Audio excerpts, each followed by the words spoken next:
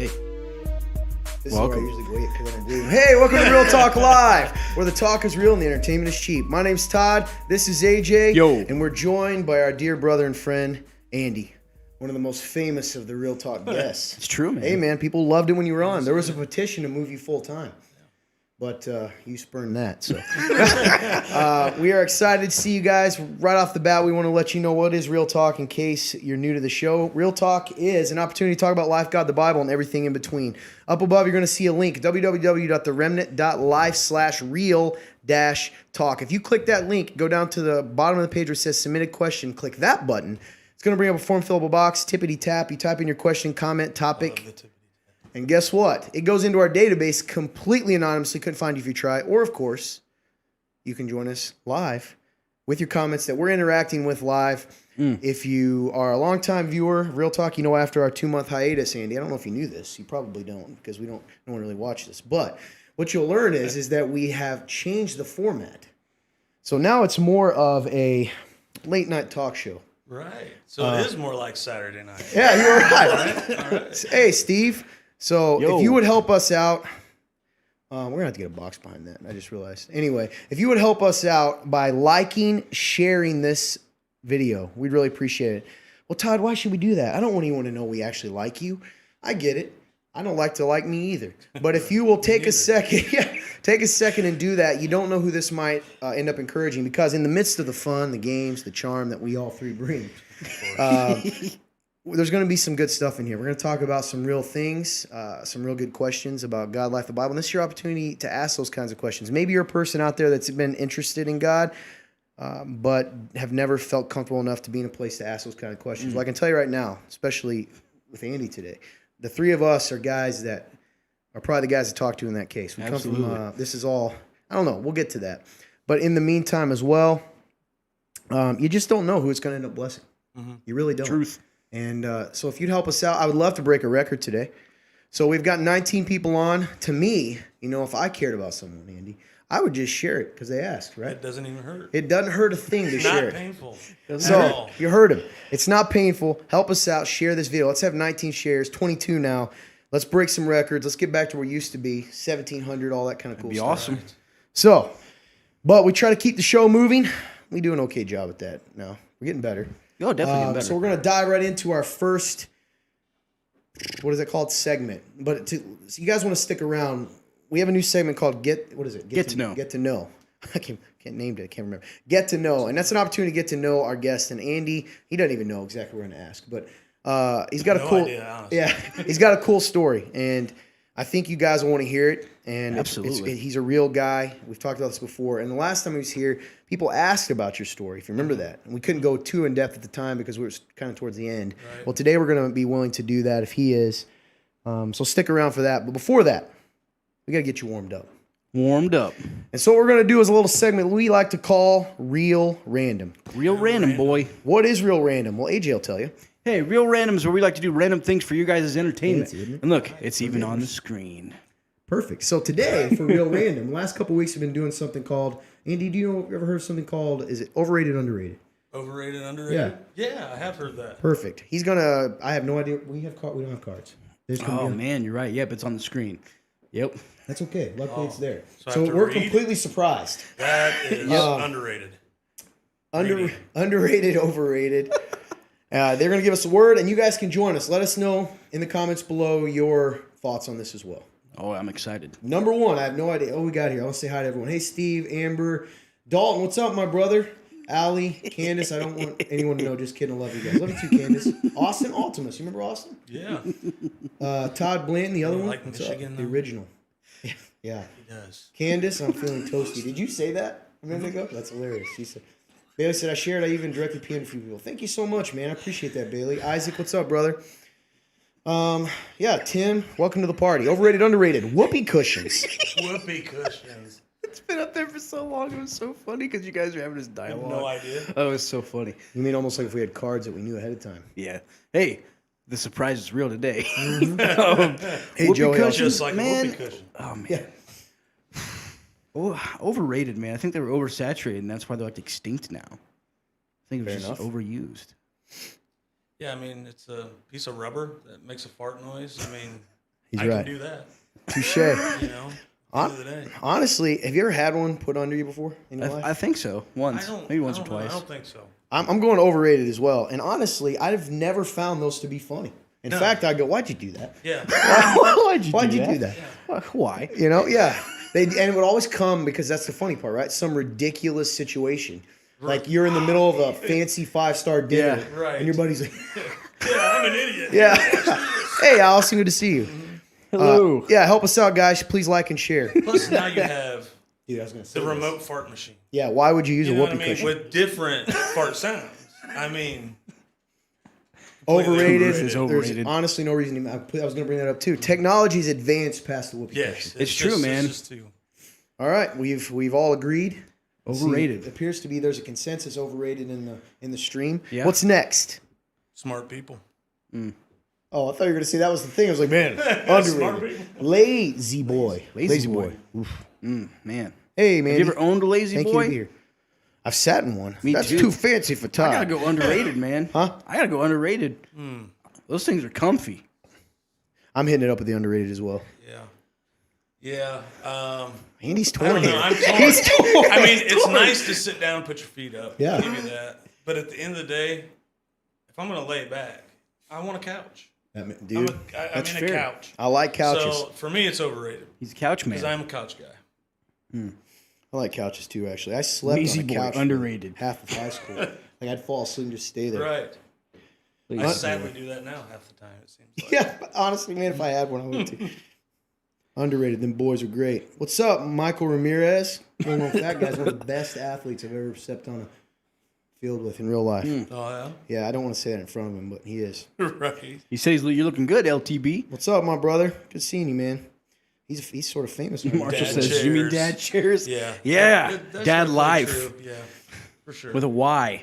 Underrated. Underrated. All right, looks like we're kind Nice. Yeah, I'm the oddball. We seem to be mostly in I'll- agreement here. 31. Let's roll. Help us out, Hey, Mikey. let's get it. Mikey, you are Ramirez. You're Hey, Melanie. a popular dude. Share this for us, man. Help us out. All right, moving on. Peach rings. Got peach rings. Listen, I already know. I'm overrated. I'm not a huge peach guy. Hey, Melanie, miss you too. Like, I'll drink like a peach mango sort of like energy drink sometimes. When it comes to actual peach rings, not a huge fan. Yeah. Overrated. Gummy candies, not just they get stuck in your teeth. It's gross. Before I do this, I want to. I've been called out. Oh, I really? need to respond. You've been called Allison out. says Todd ignored me, and I'm going to call him out like he called me out before. Let me say this right now. Did you hear me say hello, Allison? Oh, you definitely did. I did. Oh, yeah. You So, did, Allison, sure. I returned the call out because I did say hello. And I can even tell you what you said. You said, my mom and I say hi. Boom. Got him. Marshall, this is good you're here, buddy. Help us out. You're a popular guy. Share this. Peach rings. I love the flavor. Yeah. I'm with you. Also, here's the thing about peach rings. I feel like, and maybe I'm just getting the generic brand here. Yeah. But when they are too hard. Yeah. Like if you're gonna be chewy, I want to chew about Be twice chewy, and yeah. be done. Yeah. Right. Instead, you're going. You know It's what like I'm a talking real about? bad Horse. piece of beef jerky. That's what it Get a is. jaw workout in. Yeah. Yeah. Reminds like me you of chewed jaws on are your size. You guys whoopee ever seen those? Yeah, exactly. What's up, Autumn? Man, we're going good today. Let's smash some records. Let's Help get us it. out. 34 people watching. Let's get 34 people on. Moving on. We got another one? Moving on. What do we got here? Blake, you still got your mic today? I sure do. Nice. Hey, Luke. With this nice radio disc jockey. Luke, I like Luke's comment. Peach rings overrated. They're piggybacking the gumdrop. Yeah. Yeah. All right. So true. Tell my mom her name is Dawn. She thinks you guys are famous. Well, thank you. Dawn, hello. Hello, Dawn. I'm so glad that you think we're famous. They Stick are. around, you'll They find out are. we're not. We're not even famous to ourselves. But it's good to see you, Dawn, virtually. Hey, love you, Norman. Movie theaters. Movie theaters. P.S. Maybe extinct soon, so keep that in know, mind. I know. Man, okay, listen. I'm gonna say underrated for the experience in itself, but overrated in the idea that everything is $80. Yeah. Yeah. It's crazy. You know, you pay what, like $10, $11 maybe for 2 tickets, and then it's like you end up spending $40 because of concessions. Mm-hmm. They That's gotta true. chill, man. That's true. They gotta chill on the concession prices. You want to talk about Christian morals, man? but hey, It's I feel you. I'm about to say, it's pretty tempting. Hitting the dollar store That's before what you go. I'm saying. Like, come on, It's man. pretty It ain't hard, right. man. It ain't right. so, supply and demand, though. I mean, they got it down. They do. The theater business got it down. Okay. Since before I get to this, you brought this up. Have you ever seen anyone get caught for bringing stuff in? Never. I haven't and I will either. be honest, I've done it. He's like, oh, yeah. I have. I did it I yesterday. think I've had some. You know, it's bad when you I think do I've had it some like people- pops a can, Sure. or cans of pop and stuff like that. Yeah. I mean, it's not right, but Lindsay with the Y, Joe. I believe they're underrated as well. Yep, exactly. you know- $8 a ticket and $40 for popcorn pop. Marshall, you were right. correct. But you know, there's something about the experience of the movie theater. You always remember the movie that you watched at the movie theater That's true. versus some of the movies you may watch at home or in other ways. But I do think that it's going to die. Oh, definitely soon. I'm telling you, man. I think the COVID pandemic, in a way, has Dude, I don't know who Luke is, but he's making me laugh. shown society They don't need a it. different that they don't that Different they form don't of need it. entertainment. Yeah, They man. can make just as much money in a different way. So it's kind of sad in a way. Dude, that's why I was actually, well, the reason I got very somber is it just hit me. You're 100% right. But see, we'll get to that. This is a really good topic. Hey, remind us to come back to this, Andy, Okay. because I don't want to get off topic, but that you bring up a very good topic I think would be good for us all to talk about pandemic and life. However, Melanie, are you starting a business? Just a heads up. I want underrated, overrated for me. Man, I'm tough. I'm going to say, if I'm completely honest, guys, it's very rare that I find a movie that motivates me enough to go watch in a movie theater. And I would agree with that. So, Todd's like cinema overrated. no, I want to watch movies, but not enough to what you just said, right? Yeah. Plus, That's I'm fair. with a bunch of strangers. Yeah. I can't do the thing where I'm going, what's happening here? Like, so, That's why I think it's very movie specific. Yeah, there's Agreed, moviegoer no, there are movies that etiquette. it is nice because of the experience. correct. Yeah, overrated. All right, I believe. By the way, I think Luke we have one Meir more. is the star of the show right now. This guy, did you see his comment? I missed He it. said, use your underrated lazy boy and watch Netflix. Nice. That's awesome. So we do have one more here. He's talking. So- This isn't good news. This last one, I feel like was a shot taken at me specifically. I just want to say that before this goes up there. Trader? Or? So I'm not sure who exactly made these. Ohio State football. Easy. Oh, Overrated. for sure. Overrated. Yeah. Hate Ohio State. Yeah, I completely agree. Burning passion. Yes. Yeah, I'm going to say overrated, man. Their quarterbacks can't do nothing in the pros. Yeah. I'm going to tell you this right now. I did not hate. I'm a Notre Dame fan. Yeah, me I'm too. supposed to hate Michigan more than Right. Notre Dame or Ohio State. I don't.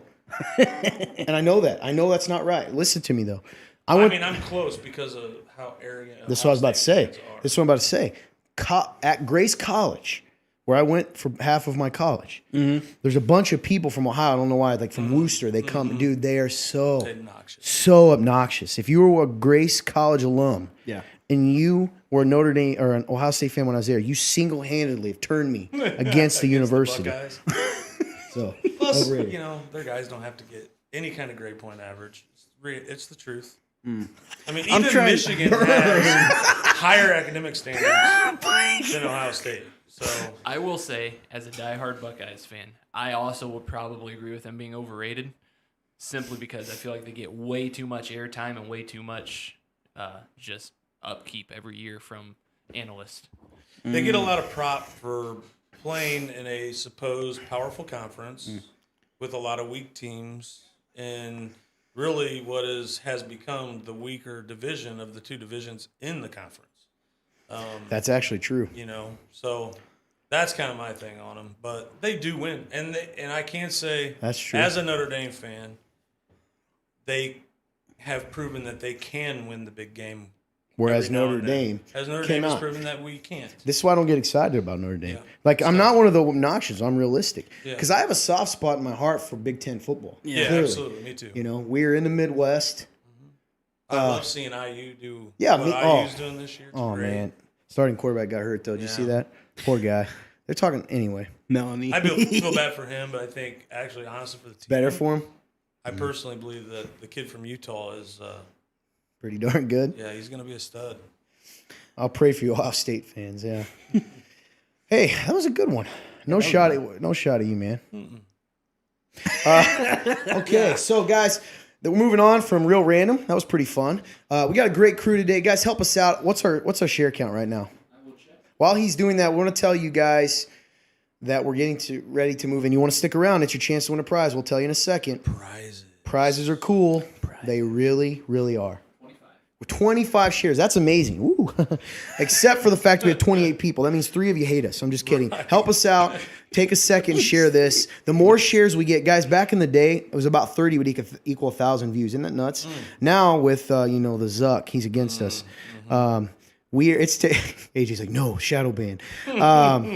We will, we're aiming for 35. We get 35 shares, I feel pretty good. Absolutely. LSU. And we're at 25? 25. We can get there. Not as cool as you, Todd Blanton. Which one? Me? What was that? Oh, I'm going to take that as an actual compliment. You can tell. You can know, Candace, that you can tell I'm surrounded by sarcastic people all the time. I'm like, where's the burn here? Right. Hey, Derek. Oh, gosh, dang it. She goes, Did you Zuck in the slam show. that entire thing of coffee already? But, dude, it was only half. Okay. Also, why do you have to be so judgmental? I know. Dude, I was excited. Dude. Yeah. Hey, guys, we're going to move on to our next segment. You're going to love this segment.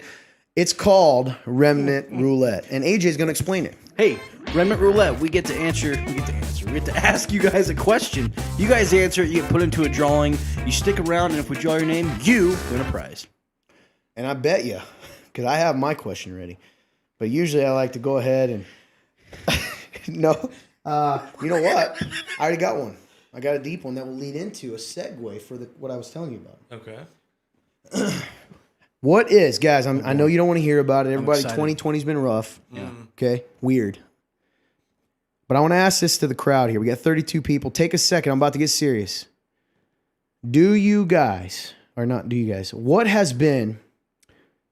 How has the quarantines, the shutdowns, the lockdowns, how has it affected you personally? What thing in your own life have you noticed the tendency of maybe that whether you give in or not, it affected you? Make sense? Mm-hmm. How has the lockdown, quarantine, COVID culture that we're in, how has it affected your life? COVID. You like that? Mm-hmm. Yeah, Nice. just came up with that. New band name. Hey, Brutal Honey. Yeah. So what do you guys think? Well, while they're answering, I think for me... Yeah, we can discuss. Oh, by the way, I got to tell them, sorry, one more thing. Oh, go for it. Because I got to tell them the time. You guys have until, we usually what, 10 or 5? I think it's 5. You guys have till 8:56 to answer this question. 8:56. I'd say for me, I feel like I've kind of regressed socially a little bit.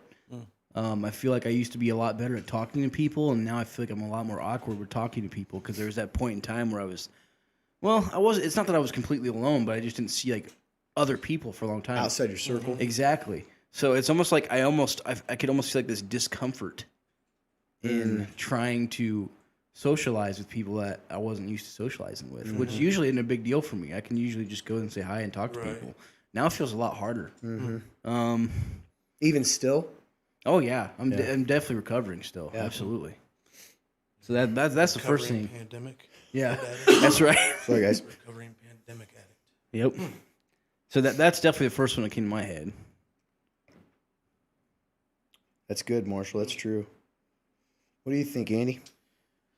Oh man, this is kind of a tough question to me because of the line of work I'm in, being in the transportation and construction industry. Yeah. Like You were just rolling, weren't you? yeah, So- I mean, life in general didn't change much. I still went to work every day for the most part. Yeah. Thus, had to go into places constantly.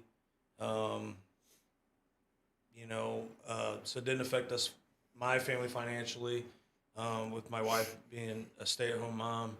It did affect us a little bit because she would clean at her mom's, and she cleans at her mom's and her aunt's house, and they didn't have her come, just out of precaution or whatever.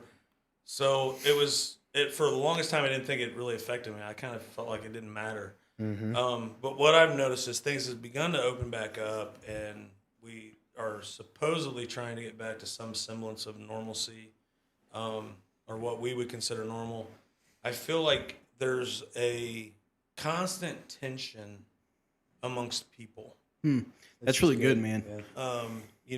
Between disagreements over wear a mask, don't wear a mask, freedoms being trampled on or not trampled on. Like, I feel like we've become, the pandemic has made us even more intense in our side's right, your side's wrong mentality. So if you are a wear a mask person, people that won't wear a mask are ignorant and blah, blah, blah, whatever. Uncaring. Yeah, and uncaring, all that. And if you're on the don't wear a mask side, then, you know, Sheeple.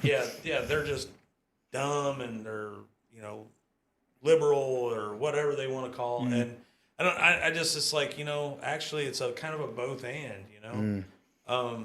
And I think each of us as individuals needs to evaluate where we're at as and what you worry about as an individual, and it shouldn't matter so much, you know. I mean, for me, you know, if a store says on the sign wear a mask when you're in here, I put a mask on. I don't care. You know, it's not. I don't own the store. I don't own the property that's in. I don't have a problem with them requiring it. I do see, you know, the fear that comes with that for people and thinking that it infringes on freedoms and stuff. But, you know, I just see a lot of undue tension among people. I don't like it. Dude, I 100% agree with that. I think personally, because I think mine kind of goes with yours, but personally, as far as any weird idiosyncrasy for myself, when it first happened, the 2 month here in Indiana, however long it was, we came out of it, I felt that.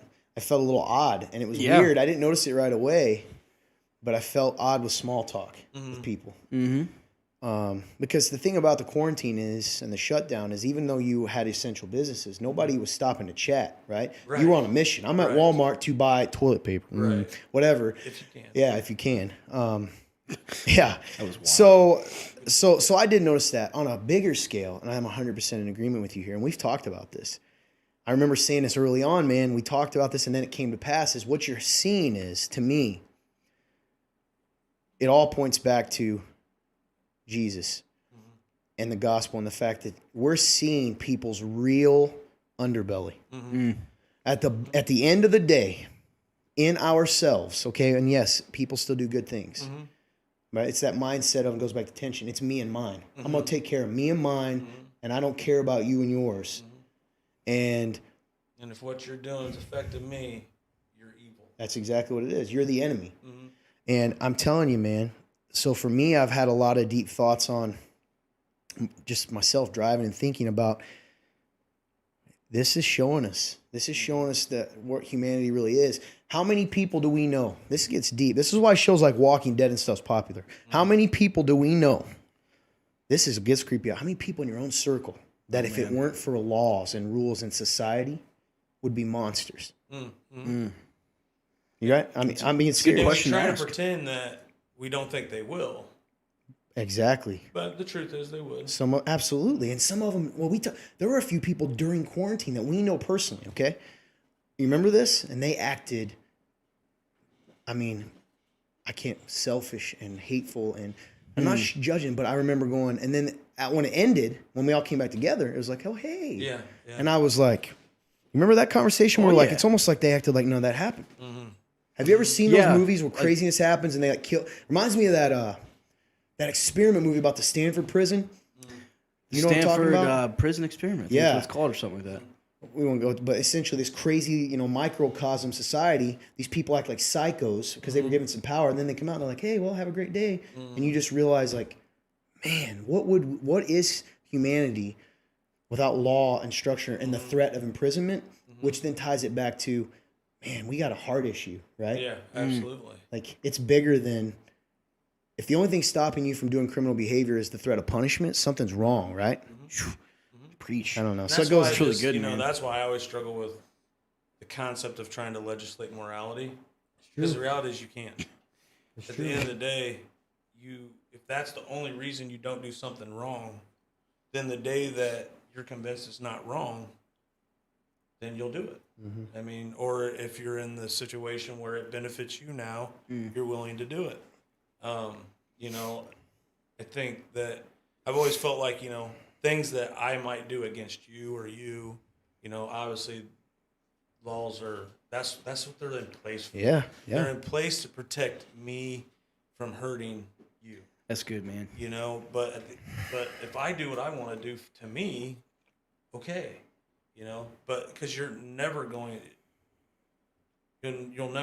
legislate morality. It's true, man, because you can't do it, right? And then it points back to Jesus. Jesus is like, even going to the religious laws, Jesus is like, you guys don't get it. You're trying to change something. You're trying to change behavior and it's failing. I want to change your heart so that the behavior changes. And I completely agree with you. I've always been an issue with that too. And that's part of the problem with legalism, which we can get into later, right? Yes, I can make us do the right thing when the lights are on. Right. But if someone doesn't know Jesus, eventually the cracks show. Absolutely. Correct. Yeah, exactly. So, anyway, interesting thoughts, guys. You have good, so man. many, That's so good. I just really enjoyed that. so many great things in here. Just to read a few, says Luke says he caused me to lay down. Psalm 23 caused me to lay down in green pastures, taking time to slow down and enjoy things with family and being more still and meditating on what God's directing me instead of living life in the fast-paced world we live in. That's a positive of it. Candace sounds like she kind of agrees with you. Why can't people just accept that some wear a mask for certain reasons and some don't? Hey, Ryan, if you're still on, I didn't get a chance to say hi. Crawford? Crawford's on? I don't know. You said Ryan, so I figured it was No, Crawford. man, he's never coming back. He hates us. Joe says he's not a monster. I agree, Joe. What's up, Justin? Hey, Holly.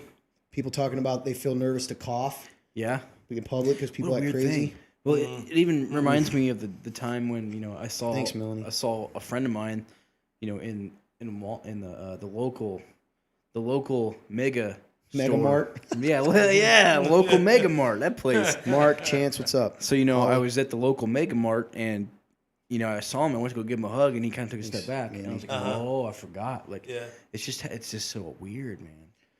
Yeah, that's going to hurt society as a whole. Long term. Think Long about term. our kids, man. Long The term, little that kids? is Yes. not a good thing. It's gonna be different culture because this is what they're being raised in now. But just the absence of even the respect of shaking a hand. Yeah. Oh my goodness, that's so good, man. The Thousands love and of affection of a hug between friends, Family. All of it, yeah. things like that. It's just gonna be. that has been could my be a big fear is the subtle ways. That's a great point. Even we go, yeah, it's not a big deal. Just don't shake hands. Well, what does this shaking hands symbolize? There's a Yeah. reason it's around for hundreds of years. Correct. Yep. Hey, there's a connection here, mutual respect. Now right. it's sort of weird, man. It sort of naturally it affirms our natural tendency to be selfish. Yeah, and to be separated. Yeah, to be separate, isolated, which scripturally we know is not good for people. It's good stuff, guys. Thank you so much, man. You got some great thoughts. I hope you guys are taking part in the conversations with each other and these comments. Absolutely. Dalton has some good thoughts. I'd still Thanks. hug you, AJ. Love that guy. I love Dalton too. Yeah. Good to see you on here, man. Yeah, I had a great time hanging. Hey, Krista's on here. Hey, Krista. Yo. So, I want to check and make sure we don't have any anonymous questions. Guys, you can ask anonymous questions, topics, etc.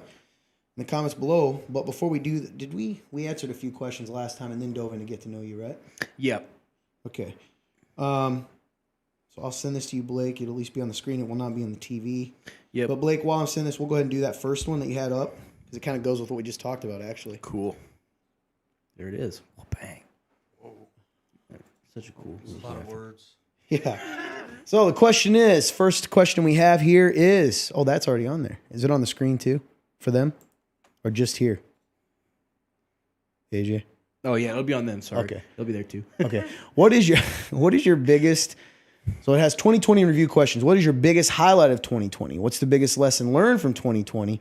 And in what ways has 2020 shown you some of your strengths and weaknesses? It's a great segue. Yes. Biggest highlight of 2020. Honestly, man, my biggest highlight of 2020 has been able to preach for the first time.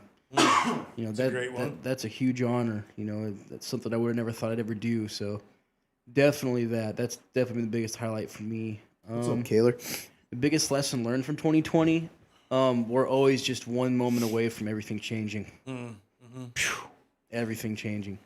And yeah, you're right. Thanks, We kind of already Dalton. went into the strengths and weaknesses. I feel like since the pandemic's happened, I've definitely grown a little more weak socially. My strengths, I feel like I have stronger faith. I feel like I'm more confident in who I am in God and where I'll be awesome. no matter what happens. Don't have to worry about where I'm going. That's a great thing to be positive. Absolutely. Confident in. What about you, Andy? Oh man, I always hate the highlight question. tough, isn't it? Because there's something in my mind that I'm forgetting that And somebody's offended. somebody's gonna watch. You don't remember when I There's- loved you? Yeah, and it's like, oh Lord have mercy. Hey, Aaron, thanks, buddy. God bless you too.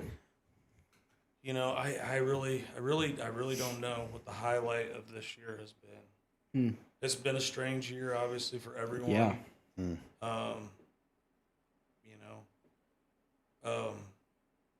I guess probably the greatest thing for me this year is that I haven't lost anybody in my family. Anybody close in my family this year. With so many people around the world, regardless of your opinion of the pandemic and what we should be doing and all that, people have died. Yeah, absolutely. That is real, and Yeah. and whether or not it's actually COVID or not that they died, it doesn't matter. The virus is real, statistic yeah. They're saying is 260,000+, and that's 260,000 people. That means those people's families have lost someone this right. year, and I haven't. So honestly, if I can get through every year That is a highlight, man. until the day I pass and never have to go through the struggle of learning to deal with loss, I'm not going to be upset about that. Yeah. So that's a highlight for me. Biggest lesson learned from 2020. I don't know if it's a lesson. Maybe it's a lesson. Maybe it's wisdom, or just knowledge. But I think I learned how hateful people are. How honestly hateful we as humans really are. It's really good, man. And to me, obviously, as a believer in Jesus Christ, short of Him being in your life, that's what you're destined to. Oof. Is hatred, and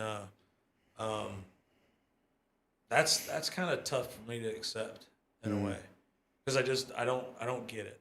I understand getting angry at something, thinking that you've been driven to the point of hatred, but when you truly understand what hatred really means. It's a constant choice to hate, right? You can Correct. understand those momentary Moments, things. yes, Right. momentary things, but to actually choose to hate, And just live in it. and what hate, because of what hate really actually means is, that you just would rather the person be dead than to be around you. It's a sad thing. Yeah.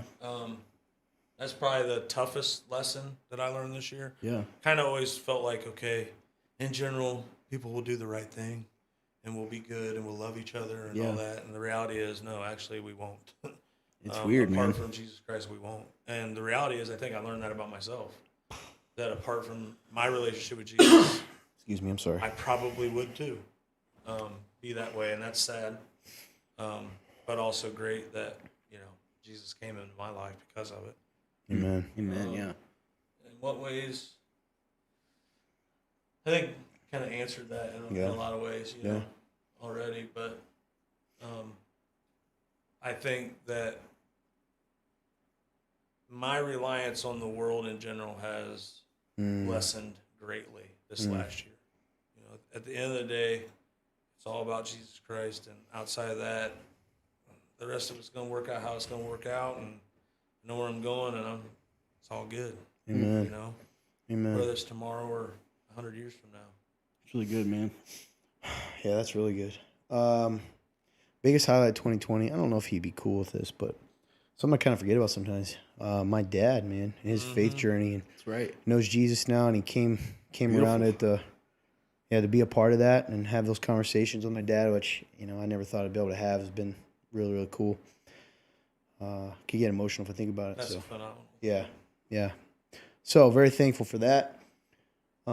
Biggest lesson learned. Kind of already shared that too. I would sort of agree with you.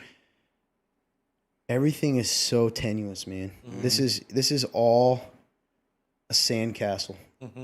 You know, when Jesus said, if you build, you need to build your life on a firm foundation. And we found out, you know, in America, right? We're in America. We got our rights. That's the firm foundation. It can all go away. All of it. Your health, and Yep. it makes you look at that stuff. And I think for me, the biggest lesson has been my faith. And the question I've asked, we talk about all the time, is it real? I said, is it real to you guys? If you're a believer out there, do you ever stop and ask yourself, is it real? Because that's those really moments, good, man. right? That's the kind of moments we always say to people. Somebody puts a gun to your head, right? Hey, you believe in Jesus or not? You know, okay. Yeah, There's I'm not gonna deny him. Let's see. Let's try. Show me one that's the last bottle of formula at the Walmart. Right? What do you believe? Will God provide, or do you need to take 45 things of formula and leave it for the 100 Get 'em. rolls of toilet. yeah? Because you got to take care of you and Go yours, get 'em. right? I don't think Jesus would do that. No, So You're right, man. You I don't wouldn't. believe he would either. yeah. Strengths and weaknesses. Oh man.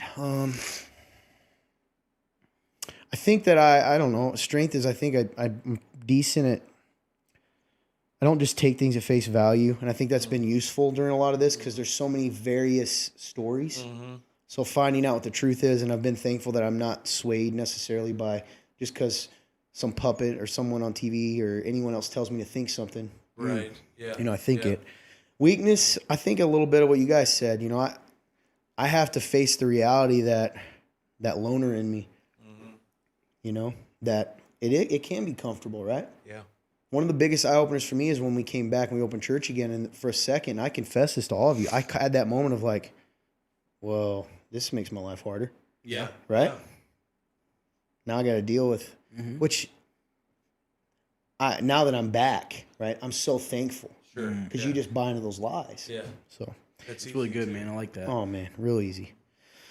Well, good stuff, guys. Hey, I want to segue. I think it's a good time to get into our next segment, which we call. We'll come back to some more questions. If you ask a question, in fact, you ask a scary. If you're the person asking a scary question, we're going to come to that. Stick around. Also, going to announce the winners take a gander at about 9:30 ish. 9:30 We'll ish. now announce the winners of Remnant Roulette. If you're not on here, you snooze, you lose. Snooze, you lose. So, but this next segment, oh, that's awesome. Join the fire department. It's called Get to Know. Get to know. And in this segment, this is new, Andy. It's all about you, buddy. You're the star of the show. Oh, that's not always good. Yeah. Hey, people. I have to fill this then. Yeah, this is all. We're just gonna like leave. Yeah, that's what it is. My It's name's just you on the Andy. coffee pot, man. It zooms in just on his face. What I want to. Oh, thanks, Amber. Mason jar. Classy.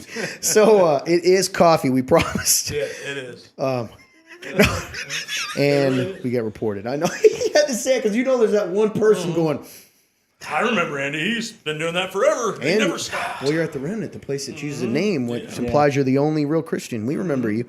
Anyway, we want to. I'll never quit bringing it up. Oh, no. So this segment, Andy, we really just want to give an opportunity, and I'll ask some questions. I know some of your story, and some of it, man, like I know I've heard it, but even recently, we've kind of reconnected over the last year, and I've gotten to hear other things and parts of your past, even of being, you know, that I didn't know, and it's pretty crazy. One of the things I will set this up to say, and I mean this, you know, Andy would tell you himself, his wife, if she's on here, tell you she didn't like me, whatever she says, but you know, Andy and I probably had a relationship where I think we probably respected each other, at least our faith, I would think, right? Yeah, I would say that. Didn't necessarily always get along, probably because we're partially both bullheaded. But I've always loved him and his heart for Jesus, and I've always respected that. And I knew that if there was a guy that I needed to talk to someone about Jesus, he'd be one of the guys I went to. And I told you guys that back in the day before he Absolutely, yeah. came. So last time I was here, a lot of you asked, hey, man, I'd love to hear Andy's story. So we're kind of just going to that. I don't know, man. You want to start wherever you want to start with, you know, where you were and when Jesus found you and all that kind of stuff. Whatever you feel led to say. Oh man, it's kind of tough because I wasn't prepared. For Sorry, this dude. at all. Which isn't bad. It's not a bad thing. I actually considered sending it to you, and then I was like, man, I think it'd be cool for him to No, I mean the good thing is just don't be you seen. don't hold things back. You know, at Oh, the end sure. of the day, I mean, Yeah, you don't you know, edit. whatever comes out is going to be what it is because You've had no I didn't time. have time to think about how I want to sell my story to you. Sorry, dude. Because I don't want to sell it, but My bad. I don't really know where to start per se. Well, maybe start like you just even like pre-Jesus. Yeah. Oh, yeah. Pre-Jesus. Obviously, I think I've come to realize even more in the last year, especially. So a lot of things my life in general, this last year has been tumultuous, but yet extremely positive. I think I've had some of the more drastic growth in my walk this last year than I've had in a long time. Definitely the last 5 years or more. So I've come to realize that, man, I really was a bad person. But before I came to know Christ, I wasn't a denier of Jesus or anything, but I just did whatever I thought I wanted to do that would be fun to me at the time, regardless of who and how it might affect others. I get it. If I wanted to go out to the bars and drink and smoke weed or whatever, do other drugs, I did. Yeah. Regardless of whether or not how that would affect my parents, their reputation, them as individuals and their love for me, my brother and how people would look at him, and then even as I dated my wife, because we dated before we got married, obviously, how that would affect her. And that's just sad that I think so many of us live that way. And I feel like I was probably pretty extreme about it. But I think to that's the others. key, man. And I think that's what's cool, even about what you just said. I think isn't that what everyone does, though, right? Mm-hmm. You said, I did what I wanted, regardless of consequences. And even if yours were more extreme in the big sense, that's what we do. Yeah, right? because at the end of the day, it didn't matter. Yeah, human you are condition. God, right? Yes, when exactly. I'm God when I don't have God. Yeah, And so, so I think I've really realized that a lot in the last year, especially. I've known for a long time how much my sin, both prior to coming to my commitment to Jesus and after coming to know Jesus, how much that has hurt the people that I care about the most. And how much that has hurt our relationships, how we can interact and live with each other, and that has been saddening in a lot of ways. Trying to, not that you have to prove it to other people, because Christ cleansed me. Amen. I was a new creation in Him. Amen. But at the end of the day, like, I did things that other people believe I'm still going to do.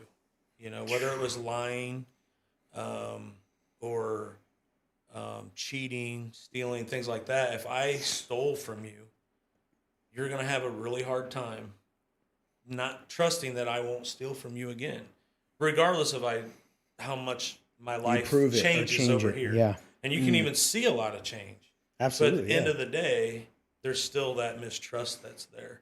And how long it truly takes to build back trust from others. How much they love you, so they're willing to sacrifice and try. But how long it really takes to do that. So, coming into that, so living before I came to know Christ again, because I committed my life to Jesus when I was like 8 years old. Yeah, I remember you saying. Yeah. We went to church all growing up, to the age of like 12. So I was a young, Believer. youthful believer. It wasn't really real for me. It was just a Bible story thing, You went to church and you say you love Jesus, and it made sense because you hear all the great stories about Jesus and His love and all that, and you want to be a part of that.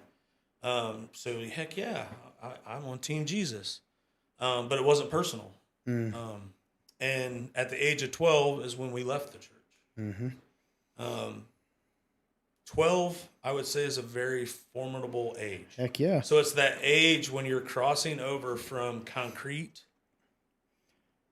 This is life. This is you know, to more individual thought thinking and decision making, and actually deciding whether or not you like it or not whether or not your dad likes it so you like it, but do I actually like this, you know, and do I believe this? Do I truly believe that? Yeah. And so that's when it's like, boom, gone, removed from my life. I believe that played a major role in a lot of the direction I ended up going. And it took a couple of years, you know, it took till I was about 15, 16 before I really kind of started to take that nosedive down. And I think that played that role, you know, because then it just became, you know, leaving the church at the age of 12, it just became, okay, so that's done. That's over. Yep. Part of my life's over. Okay, we're not a part of that no more. It's kind of like when you stop playing baseball or, you know, whatever. So it was just over. And it wasn't that I didn't believe in God and Jesus and all that, but that was just something you did, and now you moved on. Yep. And that was dangerous for me. And I didn't have any clue at the time. I don't think my parents understood that, you know, what that would do to a kid, you know. So It's a powerful lesson there Yeah. for believers out there watching who have kids. The importance of, right? Because sometimes your kids are going to complain about going to church. Sometimes, but that Right. doesn't mean it's not good for Right. them to be there. And setting that example to go regardless. How you feel. Yeah, and my parents have very justified reasons for Sure. the reasons why we left certain churches or things, because of things that actually happened that were the result of sinful men. You know, God's church is still, you know, spotless and clean, but the reality is, us as sinful people are operating in them sometimes, and we use it for ourselves as opposed to His purpose. And That's the truth. you know, so I think that I believe they were very justified in all the different churches that we left in that process of leaving. But I think there's something to not giving up as a parent.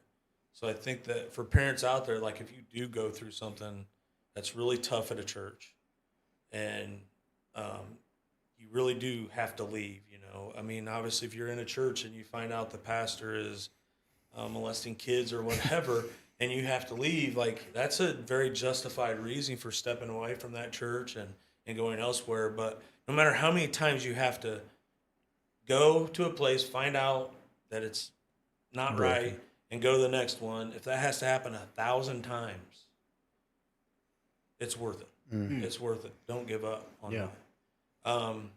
Because I kind of feel like that's kind of what we did. So we didn't give up. My mom, you know, especially my mom, she didn't give up on her faith and believing in Jesus Christ or whatever. But I think she kind of gave up on the church and its purpose. I'm not sure about that. She would have to speak to that, but that's what it seems like. Sure. So you kind of got, at this point, you sort of left. You said you guys you started getting wild at 15, 16, you said? Yep. And then how long did that, we don't have to go over every single thing, but you kind of touched on it. You did what you wanted. Yeah. Lived your life that way. When was the moment that Jesus you met when you were 8 came, you saw that reality? Yeah. So, so there come a point where, obviously I've been doing different partying and stuff, and Gina and I ended up, you know, having a baby. We weren't married yet. We were about 2.5 years in, when my daughter was 2.5, and I was basically faced with probably losing them, because of the things I was doing. And I knew I needed something. I needed to change and fix what was broken in me, or I needed to get them to a better place than where I had them. So my parents had actually started going back to church, and I was like, that's what we need to do. And ultimately I started going, I thought, for my wife or girlfriend at the time and my daughter. I wanted them to be saved. I wanted to know that even if we divorced or split up, that they were okay. They're good. I'm okay with going to hell. That's what I deserve. So I'm just going to get to church because I want them to be, you know, saved. And if it saves our marriage or relationship, That's just a bonus. Great. That's just a bonus. Yeah. And when I got to church, I didn't like adults. I still don't. Sometimes I really struggle with liking adults.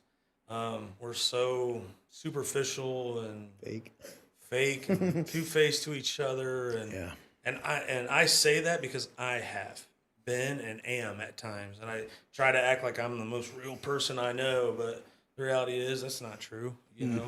I've lied to people, I've hidden things. I don't tell you the whole story for whatever reason to try and protect myself because I'm scared of you, that kind of stuff. But so we're going, and I just didn't like being around the adults. So church would get over, and all the kids were down playing in the gym. So church would get over, and I'd go down, and I'd be playing around in the gym with all the kids. Yeah. That was cool with me. I liked it. I liked being around kids. They could just laugh and play and have fun, and there was nothing. Don't worry about anything. Just having a good time. And so through that, I got the opportunity then to kind of volunteer with the youth. At this point, I'm not sure what I really believe. I mean, I believe that Jesus was real and God mattered and all that, but how much it, really mattered, I don't know. Yeah. And I can't remember exactly the time frame, but within a month or two, that the current youth leader at the time was taking a mission trip to Atlanta, Georgia, with the high school youth group, and she had approached me and asked me if I'd be willing to go, and I was like, man, no, I'm not. I'm good, I'm cool, and I was like, you know what? Okay, I'll go if you really have to have someone to go. Mm-hmm.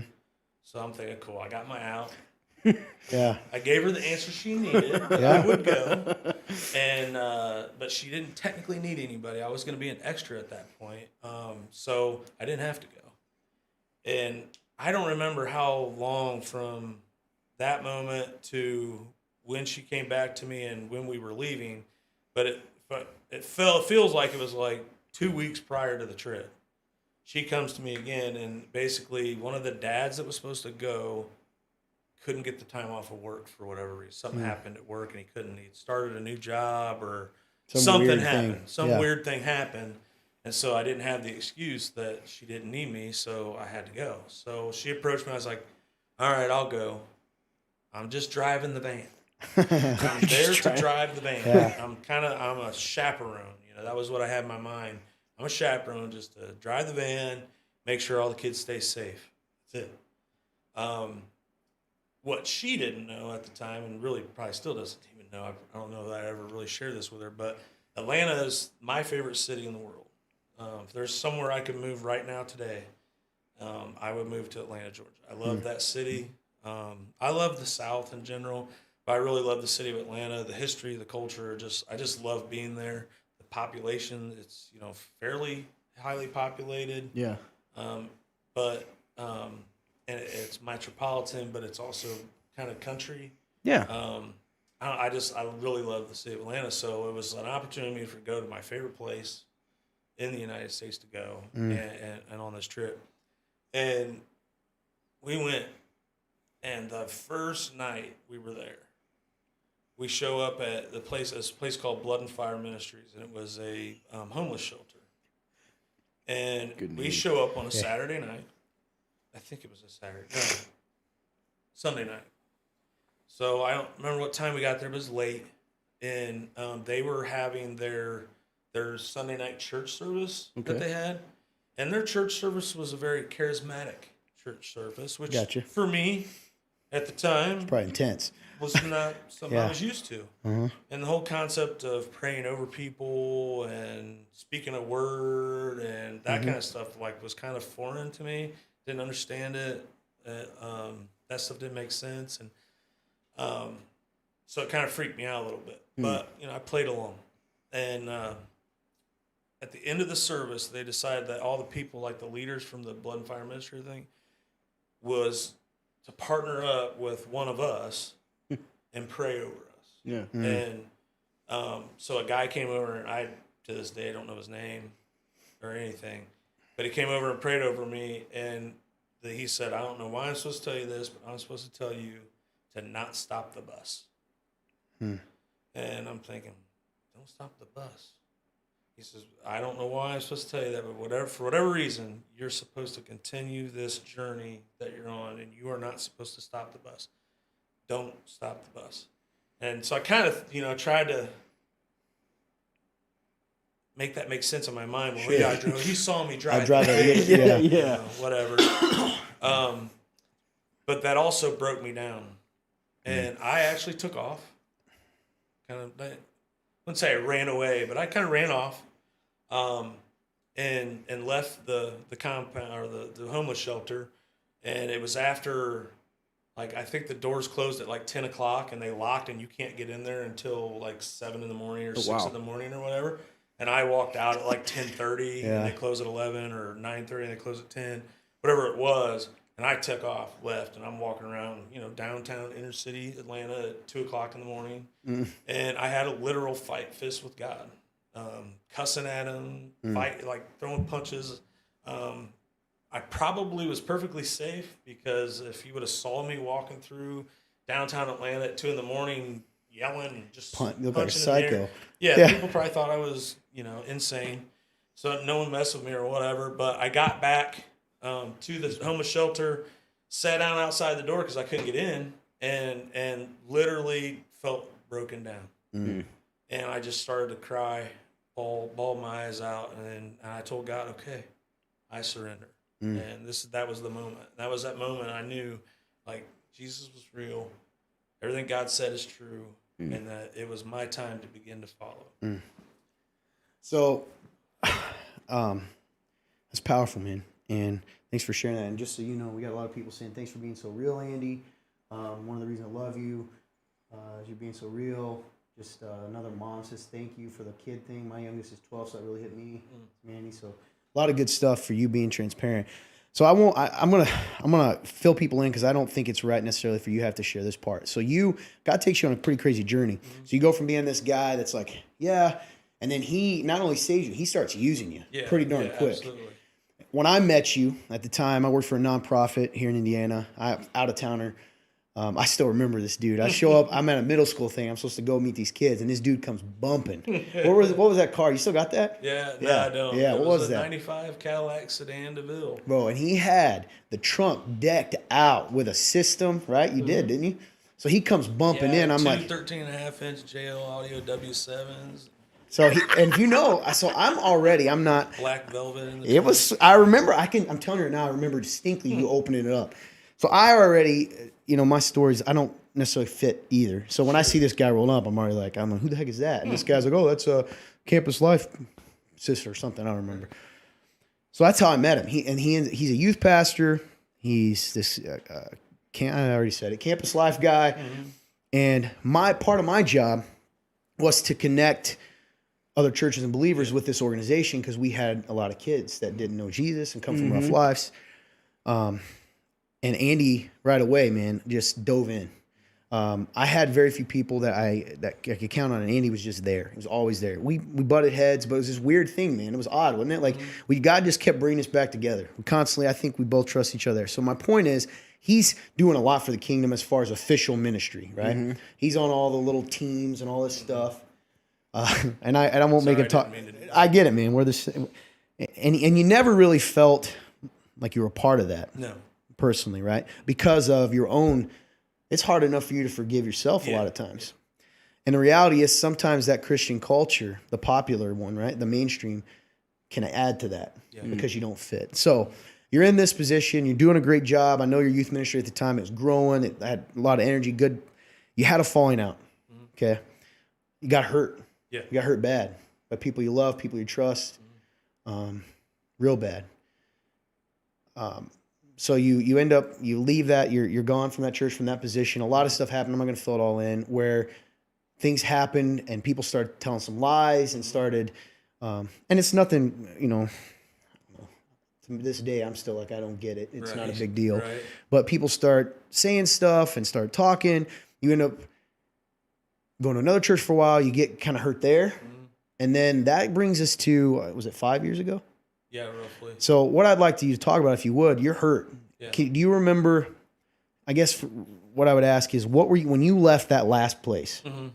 What were you feeling? Oh, Does that make man. sense? Yeah, What was the yeah. When I left the last place, I knew I still needed to go to church. Mm-hmm. I knew I needed that in my life. Mm. I knew that I needed to go somewhere that I could actually try and heal. Mm-hmm.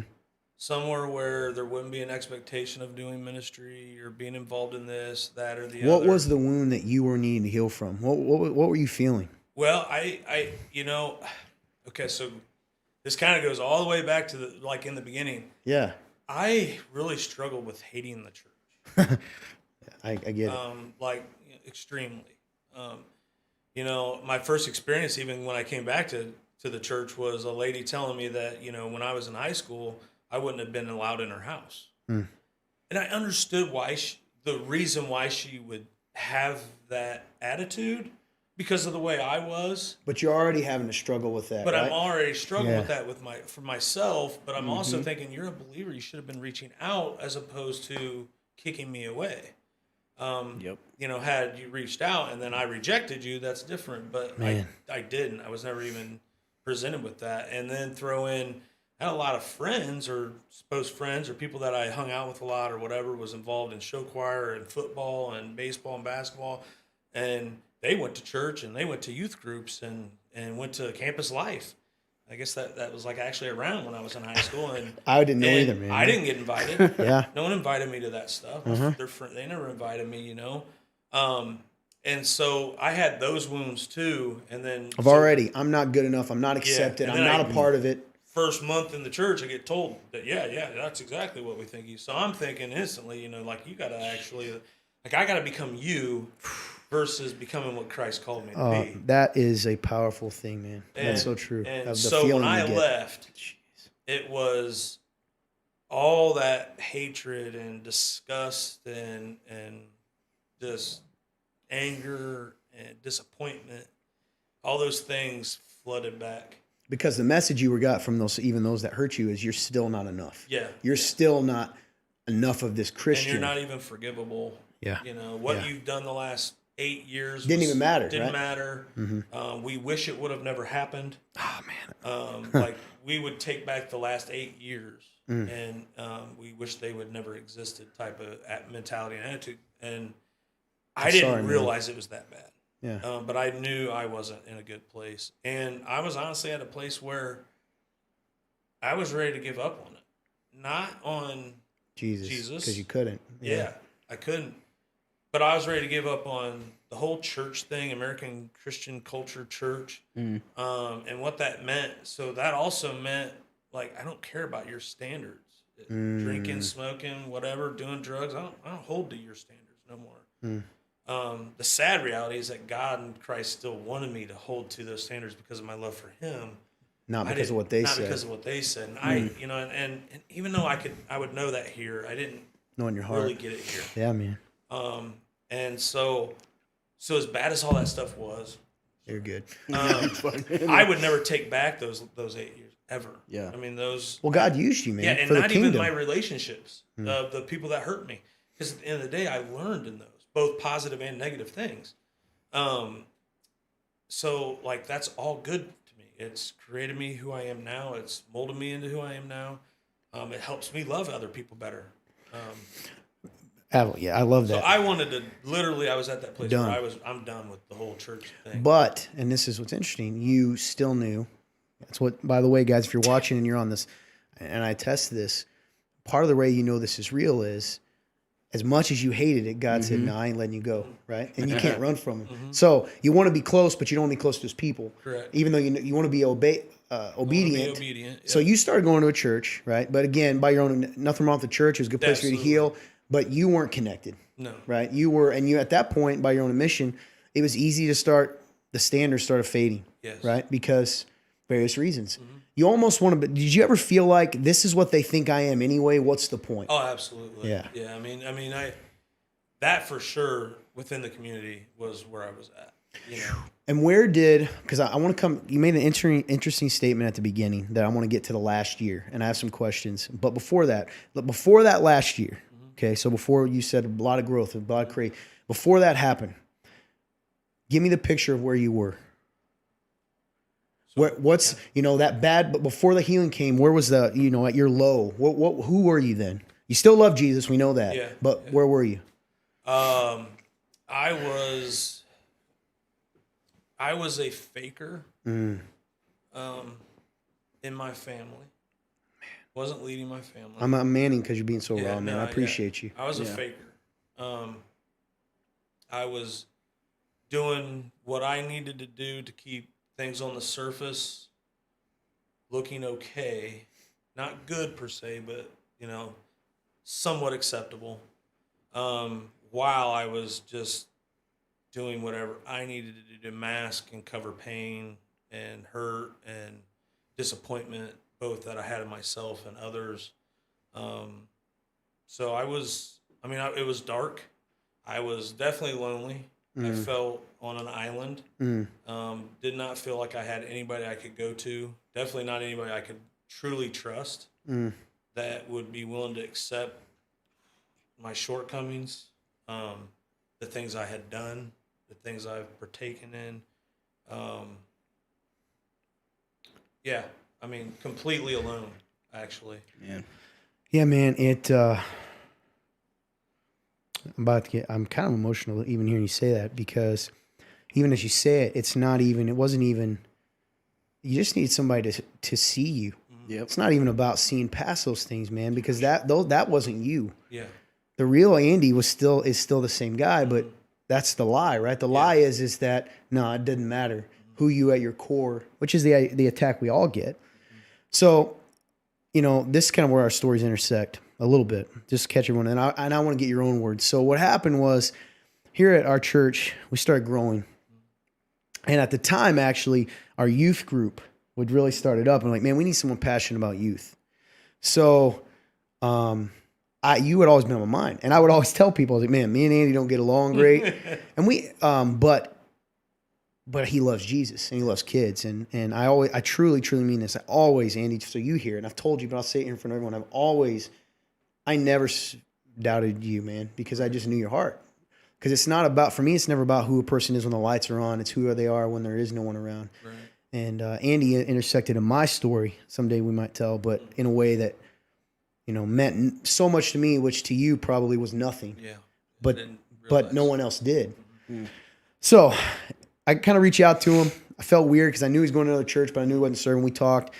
He starts kind of coming, getting connected here, feels God, not in the youth capacity, by the way, which was right up front our first meeting. He's like, man, I'm feeling this, but, I don't feel here anymore. So this last year, that's kind of when we connect. You start getting plugged in our church. Your lovely wife says, you know what, I'm in. Whether she wanted to or not at first. Right. Yeah. So that's where you're at. What has happened in the last year what did that healing look like? What did the things that happened? What brought you back? Or, you know what I mean? Yeah. So really, I would say that one of the biggest things that's happened in the last year is I made a commitment, really probably to God, but also to others in my life, that I have got to get stuff out. I have got to let go of things in my past. I can't ever share my story if I'm worried that I share something that it's going to hurt somebody close to me in my life that maybe doesn't know that lie because I lied to them, about things I was doing or whatever. And I needed freedom. I needed to have real freedom in who I am. Like, yes, I've done that. Yeah, that's awful and all that, but Christ healed me from that. He removed me from it, and it's over. And I am truly a new creation, that I am starting over, that you are new, that it truly is that new moment. And confession, and not like in the classical sense confession, but confessing your struggles, your sins, and things to others has extreme importance and value that I never really realized.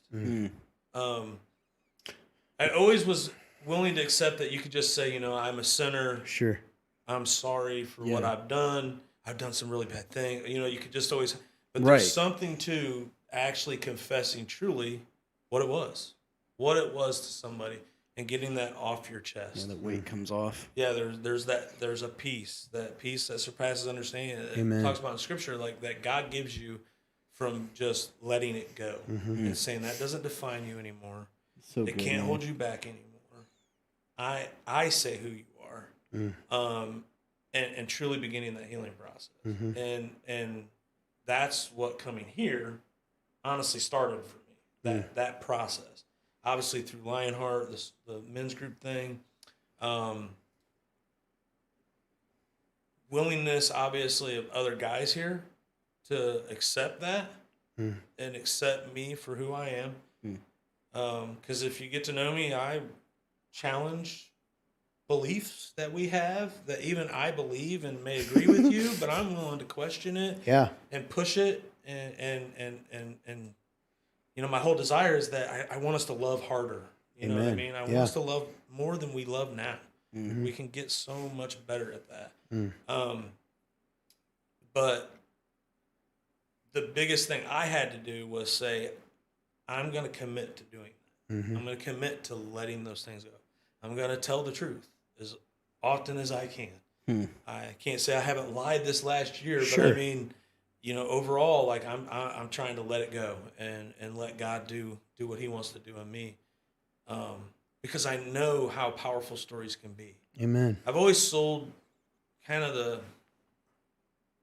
my type of story short, I guess. Yeah. Because for me, the most powerful testimonies I've ever heard are those of those people that have been like faithful from the day they were born to now, you know, and yet even though they still understand the need of a savior. In the midst of that. In the midst of that, and like it totally makes sense. I need a savior, but for someone to be as perfect as that person's walking life out, to know they need a savior is so powerful to me. So I've always kind of poo-pooed my own story, but the reality is, it is powerful. And okay, and this you guys just got to know me because I don't know the answer you're going to give here, but I think it's important because I do see the benefit of. I mean, you've been in church, okay, and this isn't a negative on anyone else. Although I'm not going to hide from the fact that I think mainstream Christian culture is missing something when it comes to this. What I'm about to ask, what were some differences? What happened or didn't happen here with these people? These guys, in case someone else is struggling out there, or in case someone wants to be that person for someone else.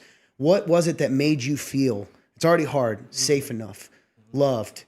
You know what I mean? What did that look like culturally, maybe even? Okay, Or specific actions, even that you can go, hey, this stuff happened. Yeah. So first and foremost, I think it was you reaching out and inviting me was kind of step one in that process. Convicting, man. Because I was like, okay, he says he wants me there. He says I'm supposed to be there. He says he believes that God's calling me there. Yeah. Let's test that. Let's test that. And then is he going to be there? So that was kind of step one. Step two was I feel like, so we in our standard men's group meeting, you know, we got into some discussions about, you know, getting real and in depth and growing close to each other, whatever. And I had a moment where I said, you know, that's what I need more than anything at all. We can sit and do Bible studies and book readings and all these things, but that. I need some, and I won't do it now. I mean, I use vulgar language, but I need some real in my life that I can just be, you know, real with, and not be scared that it's gonna create dysfunction and disaster for not only me but for them as well. You know, and in the church, because the last thing I want to do is create division in a church. So, you know, and then the third thing was Lionheart ultimately, and obviously that first meeting night. But I remember praying before I got here that night and saying, I'm going to test it. Again, that was kind of like when you invited me, I'm going to test it. Find out if it's real. I'm going to try. And God, I'm going to trust you that if this is supposed to be real, it's supposed to be supposed to happen now, then it's going to be all right. And, you know, I just let it out. I let the thing out that I had hidden For so long. within my walk. So a lot of the things I've shared and were things I did before I came to know Jesus, not necessarily stuff after, but releasing my opiate addiction right then and there that night and letting people know, while I was in ministry, I had that struggle was powerful for me. And what did, and this is, I think this is important for people out there that like, you want to be that for people. Okay. What response did you get that was so radically different than the one that kept you pinned in fear? Right. Yeah. There was the first thing in the church. What I didn't see was, Yeah. oh crap, what are we going to do? Yeah. There wasn't that instant, okay, he can't do this, and this.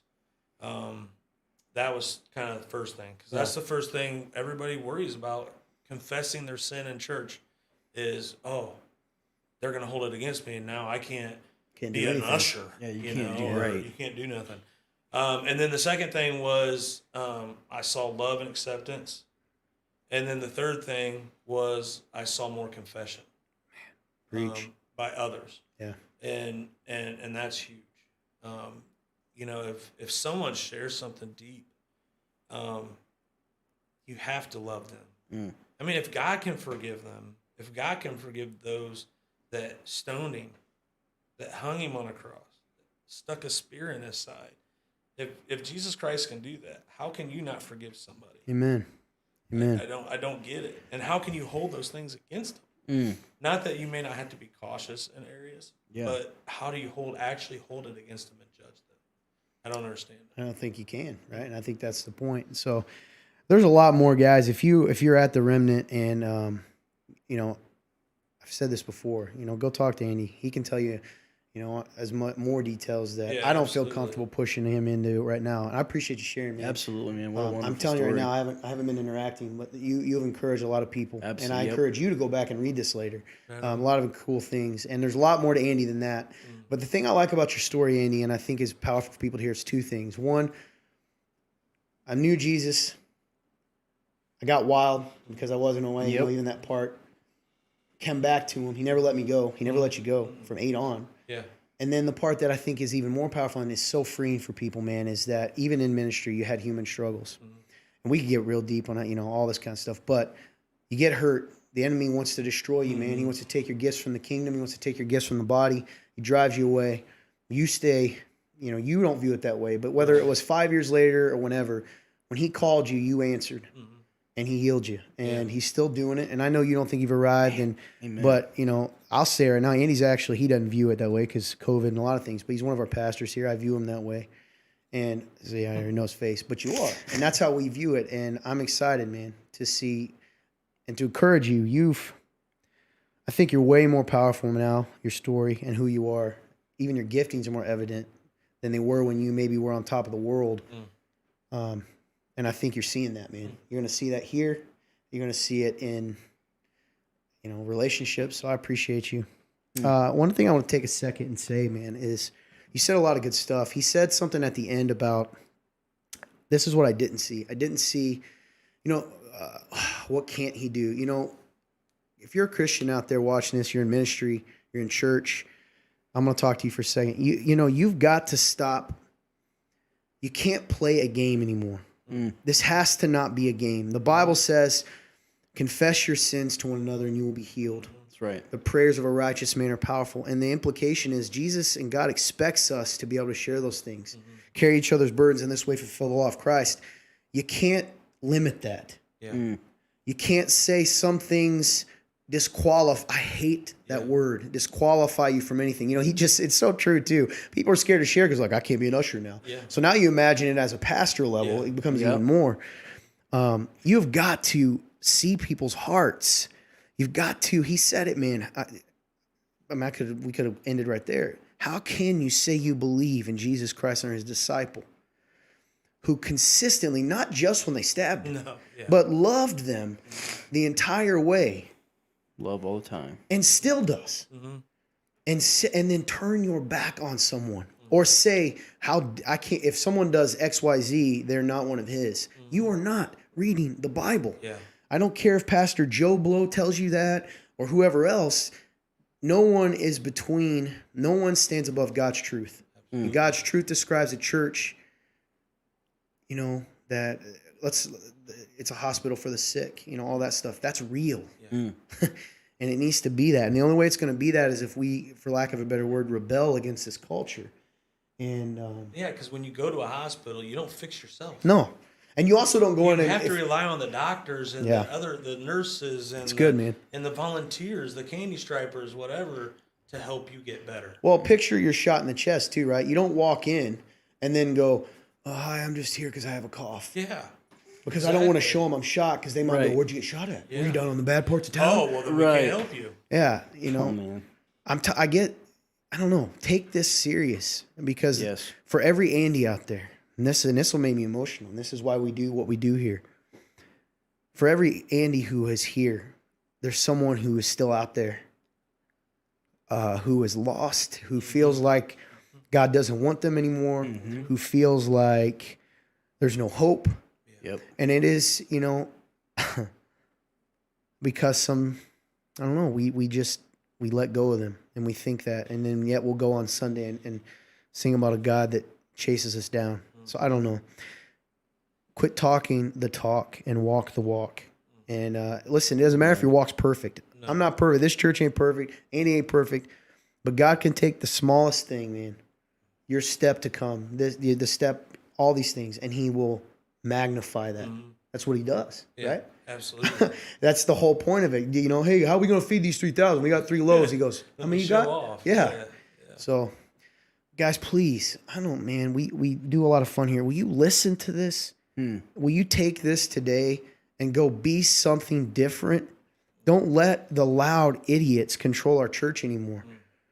Man, you can have a room full of church. It reminds me of that KB line, and I'm sure you might remember more than me, but you know, you can have a church full of members but empty in conversions, right? It's that old saying. You can have a church full of members. And it isn't even about size of a church. You know, he says big church. A lot of times it is, but it's a culture thing, man. There's a lot of little churches out there doing a lot of damage. Absolutely. And a lot of big churches doing a lot of good things. Yes, absolutely. So it's can't. not wrong either. No, it isn't wrong. Neither one. No. God uses both, but individually, man, stand up for that stuff. If you're in a church where somebody's getting pushed out, or, you know, maybe that lady got pregnant out of, I know a guy, you know, pastor's daughter got pregnant, and you want to make a scene about that, and you want to throw them out, and I don't know, man, it's time to wake up. Need you the most. Yeah. You know? So beautiful story. Appreciate that. A lot of good stuff in here, guys. Absolutely, man. Take a second to see if we get any questions here, but appreciate you being that raw, dude. I really do encourage you. This is just your friend. Go talk. Go read this later. All right, Yes. I will. It's going to encourage you a lot, man. There's 40 people on here at one point. Yep. Oh, Yeah. That's been a record for For the new post-COVID. Right. Or no, since the hiatus. hiatus. Yeah.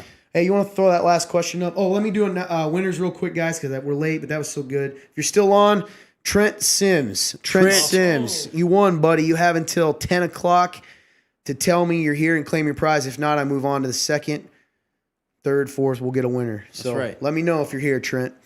Go ahead and throw that other question up. Or he looked at me like, what are you talking about?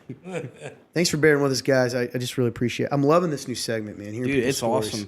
awesome. Honestly, it's just an honor to even just sit back and just listen, man. You listen to Yeah, and people's thanks for letting stories. us be a part of your story last year. Absolutely. Man. No, absolutely. Yeah, seeing Jesus Means is a lot. it crazy. Got it? No, that was a wait. It's not gonna be on here. Okay, I don't. That was like it made my heart jump a little bit. Mine too. What's the scariest thing God has shown you? Scariest thing God has shown It me. just says in general. Wow. Scariest. So I guess thing. you get to define that, right? If that's something literal or Man, what scariest thing God has shown me? Honestly, I think the scariest thing God has shown me is that I wasn't saved. Now I am, and just looking back in hindsight, that I was dead, man. That's terrifying, and makes me so thankful. yeah. I'd say that's it. I think the scariest thing for me has been similar to your story. Is there was a moment when I realized I was serving in ministry. Someone asked me, Todd, what's your sin? Somebody I don't like now, but it was truth. He said, what's your sin in this situation I'm in? Beyond the situation, Right. beyond what you did, what's the sin? I had this thought of God on a throne, this massive throne, and I was standing in front of him saying, I'll do it my way. Look at me. Let's do it this way. And I'm telling you, this isn't to be dramatic. I felt a fear in the sense of like you'll fix it your I'm this way, tiny- or yes, and also with that, this picture of him behind Yes. me, and you're just me this going little- like, no, don't worry about his way, do it, because I was trying to do it my way. And when God clearly said, this is how you get out of the situation, and I didn't want to because I knew it was gonna have a cost. Right. Yeah. And I'm telling you, man, in that moment, I can still feel it. I had a fear, not like a fear of he's going to strike me down, but a recognition of the arrogance of our rejection of his ways sometimes. yeah. Because that's what we're doing, right? Yeah, absolutely. We're standing in front of him saying, I know better than you. So I know it sounds dramatic, but I still remember it clear as day. Parked right in front of my apartment, wasn't even liking the question, and sat there, and man, I almost saw it in my head, and I was like, oh. Gave you chills. I repented immediately, Right. So, I think the scariest thing that God's shown me is how extreme his love is. That's good. Because I don't love as much as he's called me to love. oh man, I feel that. I mean, his love is so extreme. Those people that do what we consider as humans the most evil thing, God loves them. Amen, dude. Whether Truth. you are an axe murderer or whatever, he loves them. And We should too. Whatever that looks yeah, like. and how do I do that? And that challenge to me has been the scariest thing God's ever, Man. I guess, shown me or presented to me Mm-hmm. is that I'm supposed to love, That's so good. and I got to figure out how to, no matter what. That's good, man. Great question. If you guys want to slide in another question or ask us right now in the thread, you got a few more minutes as I kind of wrap things up. Drop it in the comments or drop it in the anonymous link. I'll check it a couple times. But got to move on to our next winner. Trent, love you, buddy. But I don't think this guy's on either. Dalton, if you're here, you have until 10:04. We'll work our way 10:04. down. 10:04. We might not get any winners. I'm stone cold too. I'm gonna give one. for you. Yeah, man. Hey, they don't want they don't want to Wanna hang around? Yeah. So, Dalton, you have until we'll go 10:03. 10:03, buddy. 10:03, Dalton. Yell at you through your And then computer life's screen. free. Love of Jesus.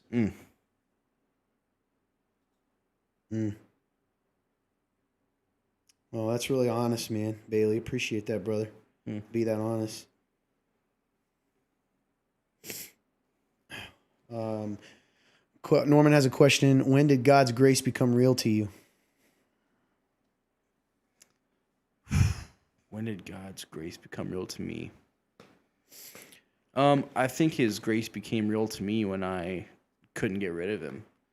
Like when there was moments in between when I believed now, but like I wasn't fully there, didn't fully get it yet. And I'd try to run away and no matter what, it was just empty, but he never left. He was always back. And every time I would even take an inch back in his direction, and he took it a mile. And he did everything he could to make me see his grace, and feel that love that he always had. So anytime I tried to run away before, he just Won't let you. nope. Overwhelmed me with who he was.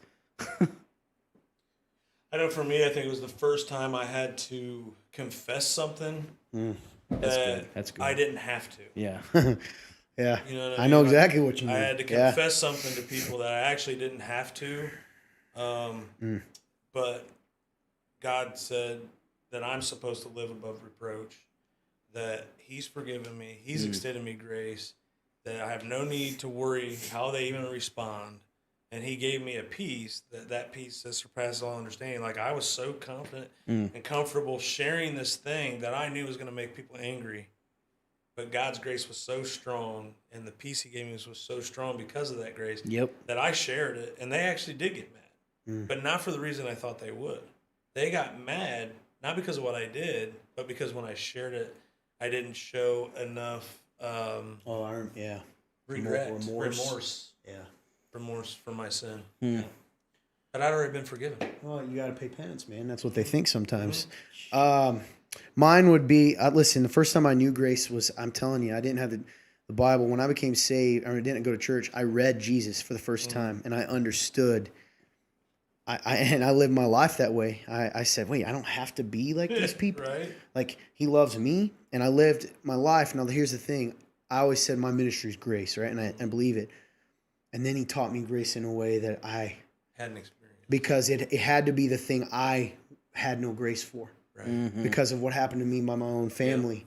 Yeah. And I said, I'll never do that. I'll never do that. People that do that, I remember saying, people that do that are scum. Yeah. And then when you find yourself in that situation and realizing, So man, good, my depth of, my understanding of grace that I thought I knew it was a drop. Mm-hmm. Yeah. And now, I don't, That's awesome. he's wild, man. It's real, guys. His love for you. Jesus said these words in John 14 or 15. He said, I will never let go of one of these whom are mine, right? Or you've given to me. And he doesn't. Yeah. And he won't.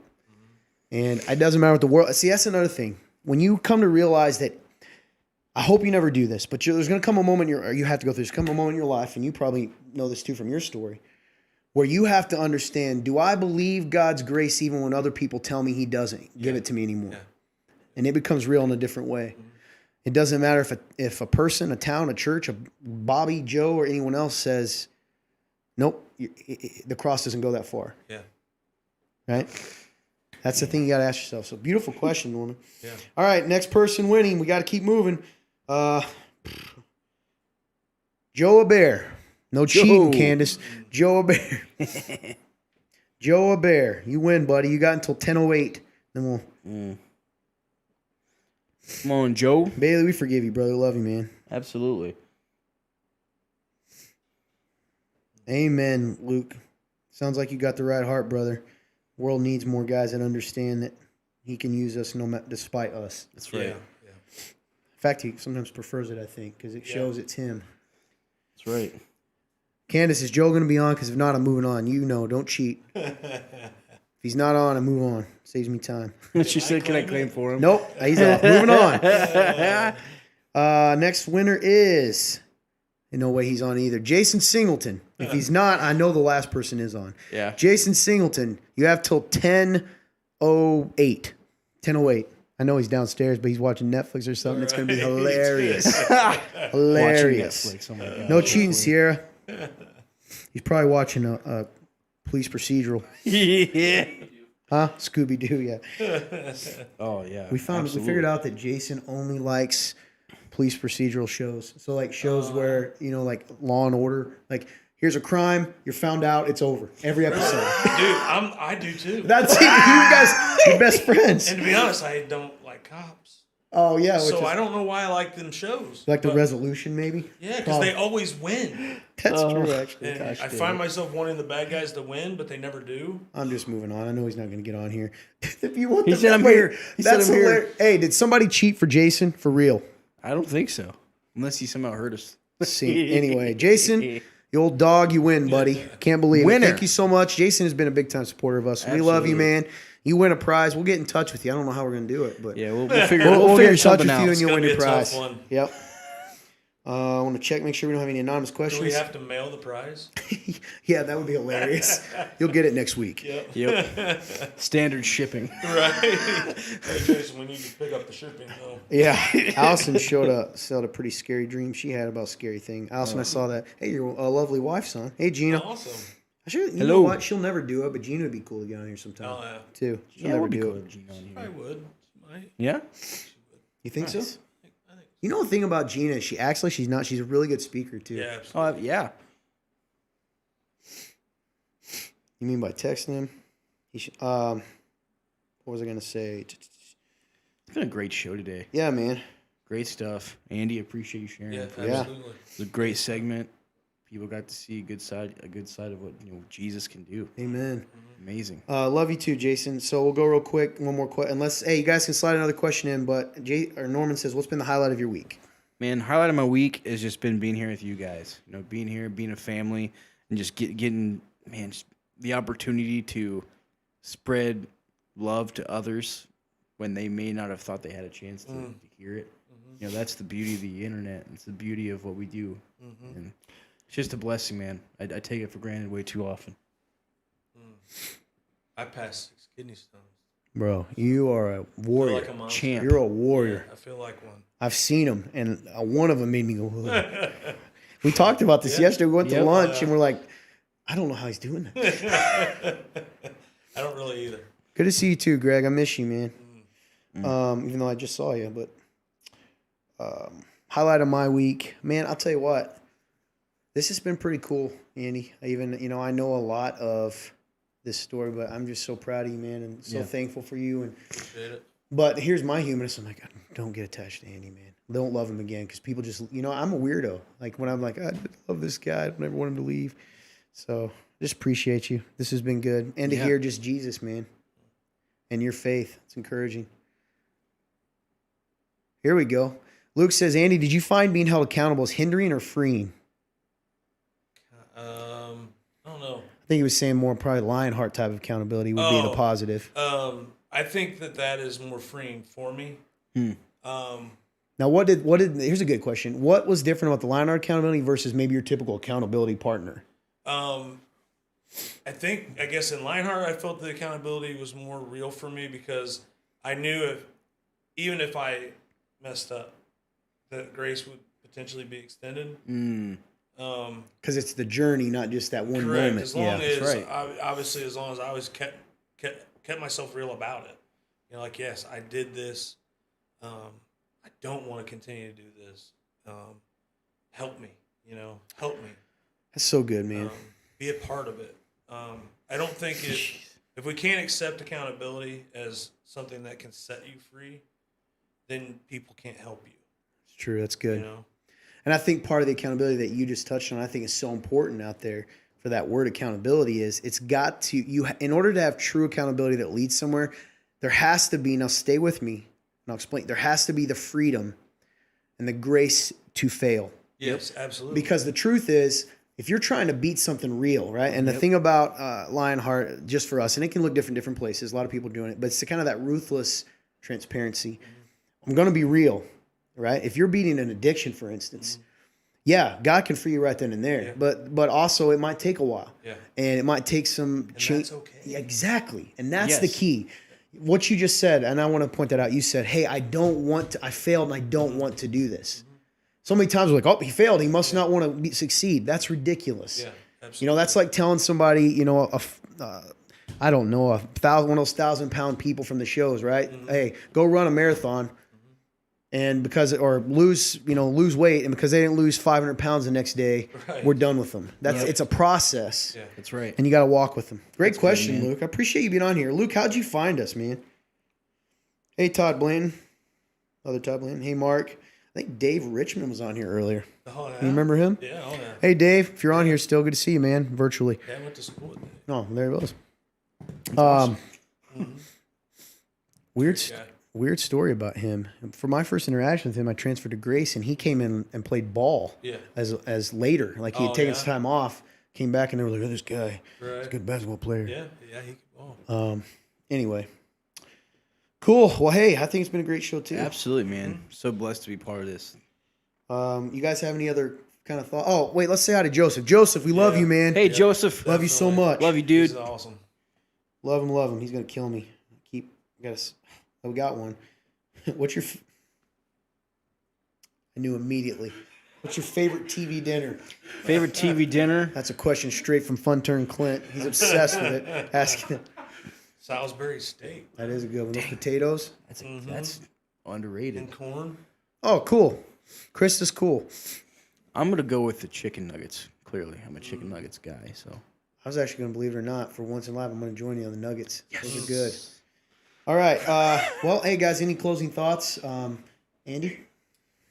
Oh man, I think Denise. what I want everybody to know more than anything is don't look at the person that you see across from you for who you think they are, but for who Jesus Christ says they are. Amen. Because you don't Mic know drop. where they came from. You don't know what life presented them that caused them to be the way they are in front of you. They need to be loved, So good, man. regardless. Dude, that's so good. And I'll tell you this, man. Someone said this. This is the other week. I couldn't tell you where I heard it, and I don't want to claim this thought, but I thought it was powerful, and it goes with what you said. Also, you don't know what God's going to use them for. Yes, absolutely. I want you to picture somebody looks at this little shepherd. Get out of here, scum. You're the youngest, and he ends up being king of Israel. You don't know what God's going to do. Yeah, absolutely. And you might be talking to a king, right, for lack of a better word. Yep. So that's so good, man. So good. Thank you guys so much for watching. You know, anybody out there who stumbled upon this today, or anyone who's been watching with us for a long time, you know, whether you know Jesus or not, just know that you are loved. You know, it doesn't matter what you've done. You know, Andy has such an awesome story. You know, I encourage you to share this so people can experience, you know, what grace is and where God can pick you up from and take you places you never thought you'd be. So, Amen. man, you know, kind of like what Andy said, you know, just you cannot out sin grace. And if you don't know Jesus, well, he loves you, you know. So I love you guys, and just thank you so much for being a part of this ministry that's just taking us to places we never thought we'd go. And you guys are part of that. And man, just thank you for your faithfulness. Love you guys. Me too. Sevy, love you, man. I don't know why, but come and see us again, man. Feel like you need that. Hey, all I got to say is, hey, Robin, appreciate you so much, Andy. For real, man. Love you, dude. Oh, thank you, Such a guys. blessing, for real. I appreciate you. Love you. We're so thankful to have you here. And that's not just, I'm excited to see what God's going to do. So love it. Thank you. And for being transparent. You didn't have to do that, especially because I didn't tell you. That's what I want, though. Yeah. I really do. That's really honestly part We of need the it reason I more. didn't tell you, because I wanted it to be real. Yeah. We need it more. AJ, as usual, brother, appreciate you, love you. I just love you too, man. We didn't have to do much today.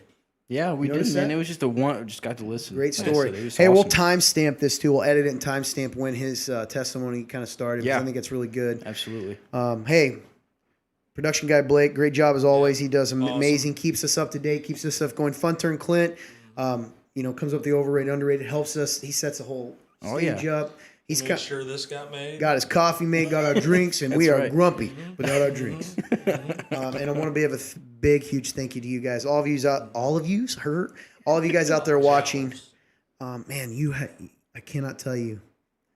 Just your interactions with us. This is encouraging people. We've seen it, reaching people, loving people. You don't know who this can impact. Take a second. If Andy's story or any part of this impacted you and you have not shared this, I challenge you. Share it and see what God can do, because you don't know who out there might be that person saying they don't want me and needs to hear that God still does.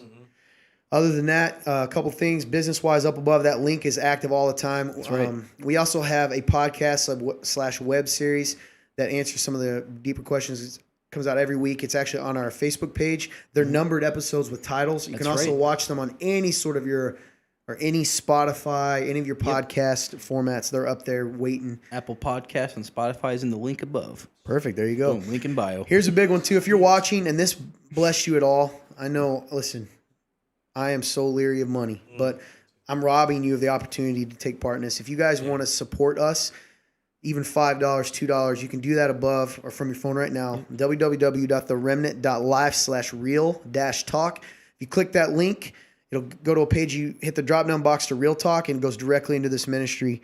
And, man, it'll just help us to keep improving. God has taken this so far. Yes. You don't know what he's going to do. Oh, we're on Rumble too. True. So, please consider that. It is tax deductible, so you'll get that little piece of paper. So, get a little bonus from old Uncle Sam too. Boom. Other than that, we love you guys so much. We appreciate you. We hope to see you next week. 8:30, same time, same right. place. New guest, unless maybe new host. Andy replaces one of us. No, Probably replace me. definitely not. Or me. You guys Anyway, got this. love you guys. Appreciate you so much. Gina, thanks for letting him hang with us and not getting frustrated about it. We stole your husband. Have a great night, and God bless you guys.